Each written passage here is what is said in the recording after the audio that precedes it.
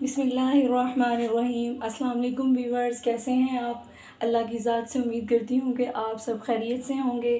آج میں آپ کے سامنے بڑی ہی مزیدار ریسیپی لے کر آئی ہوں، اور وہ ہے فروٹی کسٹرڈ، جو کہ بہت ہی مزیدار بنتا ہے اور بنانا بھی بہت زیادہ آسان ہے۔ تو چلیے پھر بنانا شروع کرتے ہیں۔ اس کے لیے میں نے کیلے لیے ہیں 6 عدد، اور 2 میں نے لیے ہیں سیب، 1 میں نے انار لیا ہے، اور 1 میں نے آڑو لیا ہے، اور 1 میں نے ناشپاتی، اور کچھ میں نے کالے والے انگور لیے ہیں، اور کچھ میں نے یلو والے انگور لیے ہیں۔ اور اس کے لیے مجھے جو کسٹرڈ پاؤڈر چاہیے وہ میں نے ونیلا کسٹرڈ پاؤڈر لیا ہے، اس کے میں نے 3 ٹیبل اسپون لیے ہیں، اور میں نے چینی بھی 4 ٹیبل اسپون لی ہے۔ اور اس کے لیے میں نے تقریباً 1 کلو دودھ لیا ہے۔ دودھ کو میں نے اچھے سے بوائل کر لیا ہے۔ اس میں اب ہم ونیلا کسٹرڈ شامل کریں گے۔ کسٹرڈ پاؤڈر کو میں نے تھوڑے سے دودھ میں اچھے سے مکس کر لیا ہے۔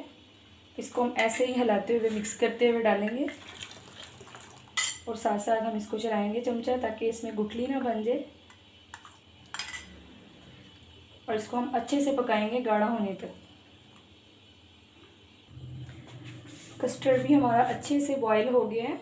اس ٹائم پر آ کر اس کے ہم یہ اندر 4 ٹیبل اسپون چینی شامل کریں گے، اور اس کو بھی اچھے سے پکا لیں گے۔ کسٹرڈ میں نے چینی ڈالی تھی، اور اس کو ہم نے پکنے رکھ دیا تھا۔ ماشاءاللہ کسٹرڈ ہمارا اچھے سے بوائل ہو گیا ہے۔ تو اس ٹائم پر آ کر اس کو ہم اب تھوڑی دیر کے لیے چولہا آف کر دیں گے، اور اس کو ٹھنڈا ہونے دیں گے، اور اب ہم اپنے پھلوں کو ریڈی کریں گے۔ تو ماشاءاللہ کسٹرڈ کو میں نے اچھے سے ٹھنڈا کر لیا ہے۔ اس کو اب ہم ایک بول میں شامل کریں گے۔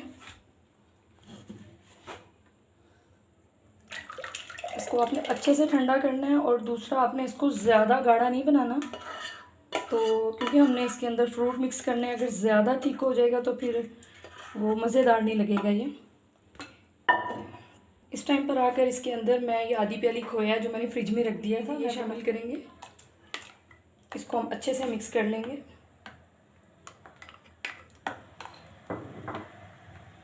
میں نے تمام کیلے جو ہیں وہ اچھے سے کٹنگ کر لی ہیں۔ اب اس کے اندر ہم سیب کو کٹنگ کریں گے۔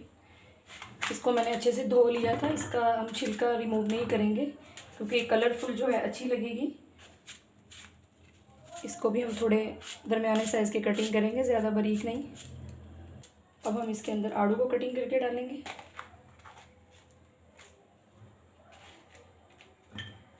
آپ موسمی جو بھی پھل ہیں ان سب کو شامل کر سکتے ہیں۔ کیوی ہے، اور آپ اس میں مینگو ہے، کوئی بھی جو موسمی پھل ہیں وہ سارے کے سارے آپ اس میں شامل کر سکتے ہیں۔ اسی لیے یہ فروٹی کسٹرڈ بہت مزے کا بنتا ہے، اور اس میں کھویا جو ہے وہ ایک الگ ہی اپنا ٹیسٹ پیدا کرے گا، وہ بھی آپ نے اس میں لازمی شامل کرنا ہے۔ یہ ناشپاتی لی تھی، اس کو کٹنگ کروں گی۔ اس کا بھی اگر آپ کا دل چاہے تو آپ اس کا چھلکا ریموو کر دیں، نہیں تو یہ آپشنل ہے، اتنا برا نہیں لگتا، مزے کا لگتا ہے۔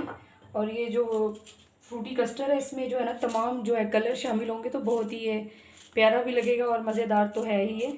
آپ کے گھر میں مہمان ہیں تو یہ آپ ڈش لازمی بنائیے گا، وہ آپ سے ریسیپی پوچھنے پر مجبور ہو جائیں گے کہ اتنا مزیدار بنتا ہے نا۔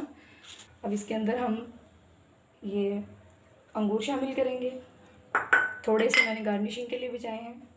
یہ بلیک والے انگور شامل کریں گے، اور یہ سفید دانے والے انار تھے یہ شامل کریں گے، اور یہ تھوڑے سے ریڈ دانے والے یہ شامل کریں گے۔ اب ان کو ہم اچھے سے مکس کر لیں گے۔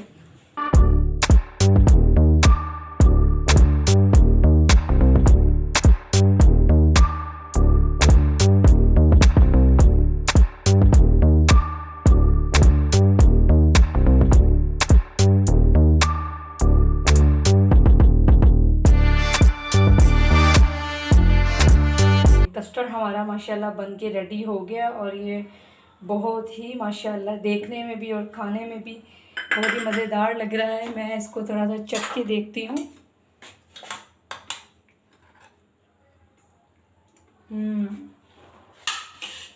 بہت مزیدار بنا ہے۔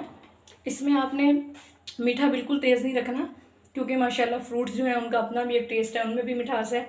اور یاد سے آپ نے کسٹرڈ کو پھر بتا رہی ہوں کہ گاڑھا نہیں کرنا، نہیں تو یہ فروٹس جو ہیں وہ اچھے سے شامل نہیں ہو سکیں گے، کیونکہ انہوں نے بعد میں ابھی میں نے اس کو 1 گھنٹے کے لیے فریزر میں رکھنا ہے، تو یہ خود بخود اور پہلے سے بھی زیادہ تھوڑا گاڑھا اور ٹھیک ہو جائے گا۔ تو یہ رہی میری فروٹی کسٹرڈ کی فائنل لک، ماشاءاللہ بہت ہی مزیدار بنا ہے۔ اگر آپ کو میری ویڈیو پسند آئے تو اس کو لائک اور شیئر ضرور کیجیے گا، اور مجھے کمنٹ باکس میں ضرور بتائیے گا، اور میرے چینل پر اگر نئے ہیں تو پلیز میرے چینل کو سبسکرائب ضرور کیجیے گا۔ تو پھر ملتے ہیں انشاءاللہ اگلی ویڈیو میں۔ اللہ حافظ۔